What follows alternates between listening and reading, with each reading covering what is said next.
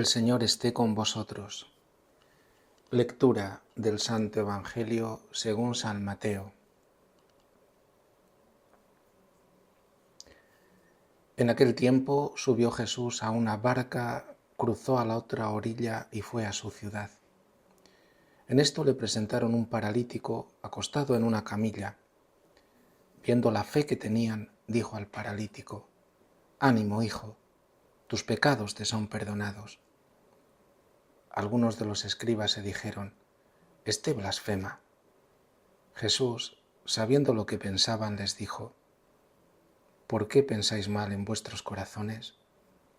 ¿Qué es más fácil, decir tus pecados te son perdonados o decir levántate y echa a andar?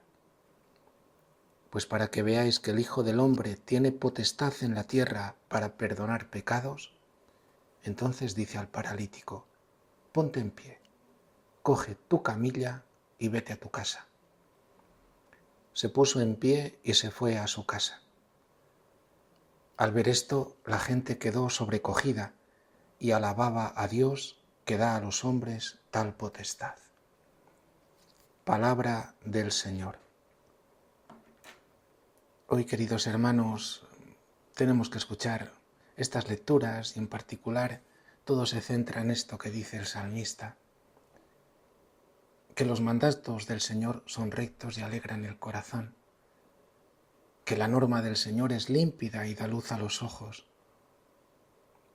que el temor del Señor es puro y eternamente estable. En definitiva, que solo Dios nos ama, nos hace felices y que sus mandatos, sus normas, sus preceptos son muestras de amor, expresión de su voluntad, que su voluntad es una voluntad de amor, que nos quiere con locura y que por eso en su voluntad tiene este misterio que yo no dejaré de repetirlo porque tenemos que ir descubriéndolo cada día un poco más. Su voluntad es como un cofre, como una caja en la cual hay un tesoro enorme. La voluntad del Señor es una expresión en la que Él nos muestra un camino, pero tiene un misterio, y es que dentro de esa voluntad Él mismo viene. Dios se nos da, es el Dios con nosotros. Cuando Dios nos da sus preceptos, sus mandamientos, sus mandatos, lo que quiere es dársenos. Quiere que acogiendo eso vayamos descubriendo, abriendo el tesoro que está dentro, y es que es el mismo. Porque los mandatos del Señor hacen que penetremos no solamente dentro de su voluntad, sino que también penetremos dentro de nosotros, donde Él, por una parte, está fuera porque todo lo llena, por otra parte está dentro, porque es el centro y la razón de nuestro existir. Es el centro de nuestra alma, creados a su imagen y semejanza. Dios nos quiere, por eso envía profetas. Ahí está la primera lectura, el profeta Amós. Y el profeta Amós, a veces los profetas pues no son agradables. Hay profetas falsos. El mundo no deja de tenerlos, no deja de anunciarnos caminos, pero no son los caminos de Dios. No dejan de decir: no hagáis caso, haced lo que queráis. Vosotros sois la norma de vida. Vosotros os ponéis vuestros mandamientos. Vosotros decís, según vuestra voluntad y vuestros deseos, vosotros mismos establecéis cómo queréis vivir. ¡Qué terrible! El hombre está vendido al pecado. El hombre no tiene luz. El hombre se encuentra dentro de las tinieblas. Y lo único que estas falsas profecías aparentemente te dan una libertad, pero te introducen en la muerte, te introducen en el camino de la destrucción, te separan de Dios, que es la fuente de la vida. Por eso Jesús es la luz que brilla en esta tiniebla, que ha venido a este mundo para condenar al mundo y salvar al hombre, para asentarse en el corazón del hombre y arrancar de él la esclavitud del pecado, para liberarnos de la esclavitud del maligno, para volvernos a Dios y en Él, en Cristo, poder vivir como hijos de Dios en la verdadera libertad, que es la libertad del bien, la libertad del camino de la voluntad de Dios. Por eso Dios envía verdaderos profetas, y los profetas a veces no son agradables, porque vienen a tocar esta esclavitud, vienen a tocar este pecado en el que nos encontramos, vienen a tocar esta falsa voluntad y este falso yo nuestro que nos destruye. Y nosotros, como no queremos soltarlo, arremetemos contra el profeta, despreciamos a Dios, rechazamos la verdad que nos anuncian, la luz que nos salva. Amós, al predecir catástrofes y catástrofes tremendas, catástrofes inminentes, este mundo y esta sociedad va también, queridos hermanos, al desastre. No puede subsistir.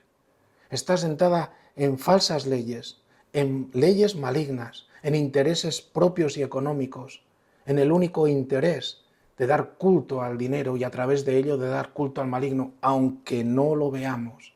No puede subsistir, tiene que cambiar, tiene que asentarse en verdaderos valores.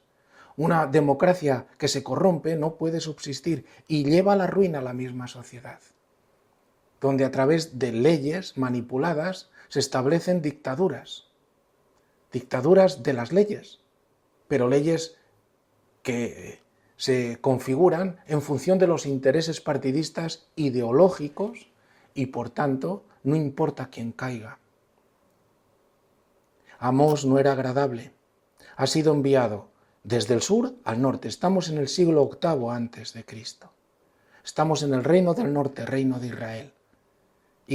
Y Amós, al profetizar la ruina de Israel, porque Israel está estableciéndose en dioses, no en el Dios de Israel, no en Yahvé, sino en los dioses, en los Baales. Predice también la muerte de Jeroboam, que se ha establecido como rey. Predice el exilio del pueblo, y va a ser así, va a ser arrasado por los asirios. Estas profecías no son agradables, y como tocan la política, como tocan el poder establecido, inmediatamente es perseguido. Y ante las profecías, ante el anuncio de la palabra de Dios que toca también la política, la toca, porque si están corrompidos y arrastran al pueblo y están como en esta sociedad, corrompiendo los corazones de las mujeres que ya no aman la maternidad, corrompiendo los corazones de los hombres que solo piensan en sexo, corrompiendo el corazón de los jóvenes que no saben para qué viven, porque no les establecen en un camino de verdad, no tienen familia que los amen, padres que los corrijan, padres que sufran con ellos. Esta sociedad en la que el Estado se establece como padre pero un padrastro de todos. Esto que no puede subsistir, inmediatamente es perseguido. Y Amós, que predice todo esto, le consideran un adversario político. Esto no puede ser. Esto va contra el sistema establecido, esto va contra la monarquía. E inmediatamente van contra él y le dicen, aléjate de aquí, vete a comer tu pan al reino del sur, que es donde perteneces, vete allí. Y Amós dice, yo no soy un profeta ni hijo de profeta, es decir, yo no vengo de una dinastía profética, yo vengo aquí porque me ha enviado el Señor. Si queréis lo acogéis, si no, no. Entonces hay un modo de reaccionar contra esto y es hacer callar al profeta. Este es uno de los modos, silenciarlo de cualquier modo. También a Jesús, que es el que suscita toda la profecía, porque en cuanto que es la palabra de Dios que suscita los profetas ya están anunciando que vendrá el profeta con mayúsculas, que va a ser la palabra de Dios encarnada.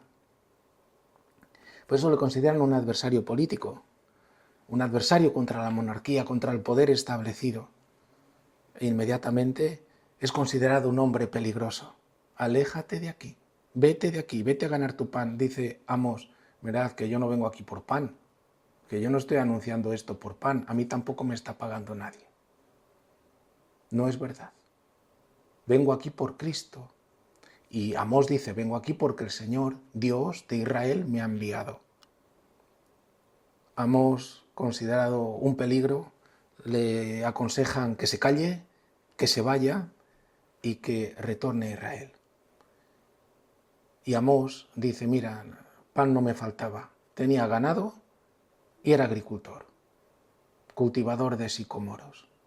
Pero es el Señor el que me ha arrancado de mi rebaño. Y si el Señor ruge, ¿quién no teme? Si el Señor habla, ¿quién no profetiza? Y me ha dicho, ve y profetiza, anúnciale a Israel que ese camino le conduce a la ruina, que ese camino que sigue le conduce al exilio, le separa de mí, le separa de la vida. Además, queridos hermanos, ¿de qué sirve taparse los oídos cuando uno anuncia la verdad y uno se quiere continuar estableciéndose en el pecado y en un camino exclusivamente mundano y material? Cuando uno no quiere volverse a las palabras que le anuncian el camino de la vida. ¿De qué sirve que uno se tape los oídos? ¿Acaso si uno está tirándose del piso 40 dice que te vas a matar, porque se tape los oídos y dice eres un tonto? ¿Qué va? El tonto eres tú que te tiras y te vas a matar. ¿Acaso porque uno silencie a los profetas, porque uno les silencie y se tape los oídos, desaparece el peligro predicho? ¿Desaparece que lo que dice el profeta no vaya a ocurrir? Si estás drogándote porque tú no quieras escuchar que eso te lleva a la muerte, porque tú no quieras escuchar y continúes drogándote, ¿no te estás estropeando la vida y destruyéndola? Aún más, por no querer escuchar, tu pecado es más grave. Desprecias al profeta, quizás lo matas y todavía te introduces en un camino de mayor ruina y de mayor condena contra ti mismo, porque has despreciado al enviado de Dios. Un modo de responder es esto, rechazar al profeta, hacerle callar, silenciarlo. Pero hay otro modo también de actuar, queridos hermanos. Tomar en serio las palabras del profeta, tomarlas en serio.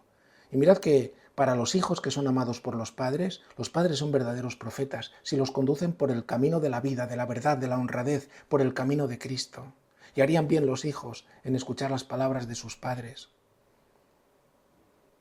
Está bien que los padres se escuchen unos a otros y pongan a Cristo en medio y se escuchen de cómo tienen que convertirse a esta palabra que reciben, porque Cristo es el fundamento de su matrimonio.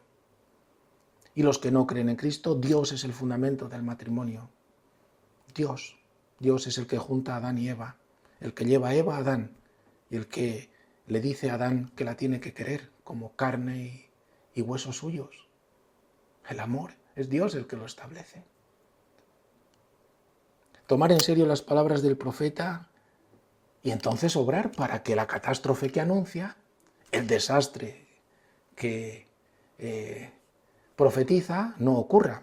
Esto es lo que hizo Nínive cuando el profeta Jonás. Inmediatamente esto llega a oídos del rey y anuncia un ayuno, el que todos se vistan de saco, el que clamen a Dios para que esto no ocurra. Y no ocurrirá, porque Dios está siempre dispuesto a perdonar.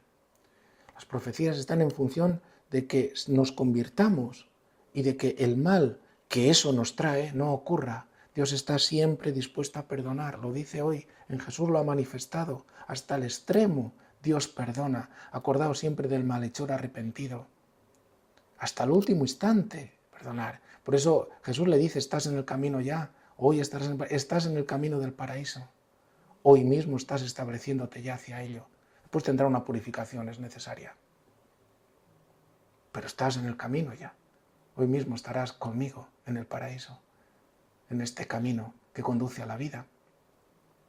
Por tanto, las advertencias de Dios hemos de acogerlas, hemos de volvernos al Dios que quiere que nos salvemos. ¿Y de qué modo nos llegan las advertencias? Y concluyo, queridos hermanos, de muchos modos. Vienen las palabras de un hombre de Dios, a través de las lecturas, de la palabra de Dios escrita, a través de los hechos que nos ponen ante la realidad de una conducta que es contraria al querer de Dios, unas enfermedades por causa de los vicios, de beber, de fumar, de drogarse, etcétera, o las ruinas que estamos provocando en casa porque estamos viciados a los juegos, o de las divisiones que provoca el adulterio, de las divisiones que provocan en los corazones estas leyes malvadas que se crean, del aborto, del divorcio express, etcétera, de todos estos anuncios, de las falsas relaciones, de los falsos géneros, etcétera, etcétera, que hacen que nos destruyan. Dios nos advierte La solución fácil, ignorarlas, reírnos, reírte del pastor de la iglesia, del ministro que el Señor ha establecido, del sacerdote, de aquel que te proclama la verdad, reírte de él, decir que es un radical, decir que es un antiguo. Pero mira, esto no te va a salvar de la ruina. Cristo te salva, vuélvete a él. La gracia de Dios viene a través de estas advertencias, porque nos llama a la conversión. Siempre tenemos necesidad de conversión, hermanos, siempre de alguna cosa, de purificarnos un poco más, y Dios quiere purificarnos. Por eso nos advierte, nos exhorta, nos llama continuamente a volvernos a Él, porque todas las advertencias, igual que sus mandatos, sus mandamientos, sus preceptos, todo lo que nos enseña a través de la palabra, todo lo que nos enseña Cristo, que es la palabra de Dios encarnada, todo está inspirado por el amor. Dios nos ama, nos llama a la conversión y quiere así que volviéndonos a Él entremos en el camino de la vida, este camino que ya se ha encarnado y que es Cristo mismo, siendo Él la vida, y nos quiere conducir así a la felicidad eterna de la comunión, cada vez más íntima con Él en esta vida y plenamente en el cielo. Que así nos ayudemos unos a otros y, siguiendo el camino de la vida, proclamemos que solo este camino, que es Cristo, nos conduce a la dicha. Que así sea.